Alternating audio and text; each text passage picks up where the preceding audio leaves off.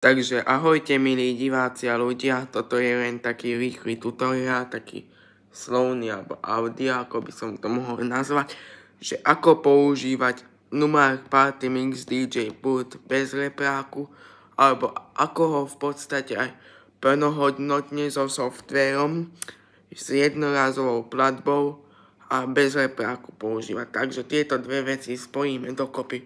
V prvom rade ten softvér, kde sa platí iba jednorázová platba, sa volá UDJ. Ja mám konkrétne zaplatený Superstar DJ, ten najvyšší level 3, takže to aj s tým funguje. Odomknem vám to všetky funkcie MIDI kontrolera a môžete ho plnohodnotne používať. UDJ je to naozaj iba jednorázová platba. Takže a teraz jak používať Numark Party Mix DJ kontroler bez repráka.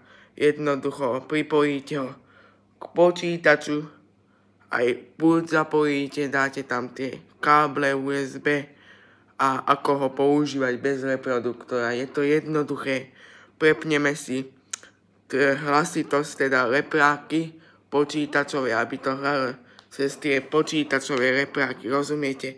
Aby tam nebolo, že to hrá cez Party Mix, ale dáme, že computer speakers, a tým pádom vám ten zvuk pôjde cez počítač. Není to síce veľmi nahlas, ale na doma to úplne stačí.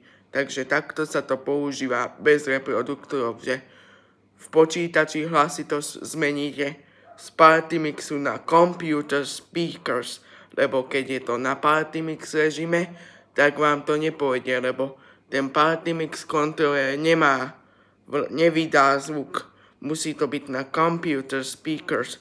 Tak to je všetko, ahojte.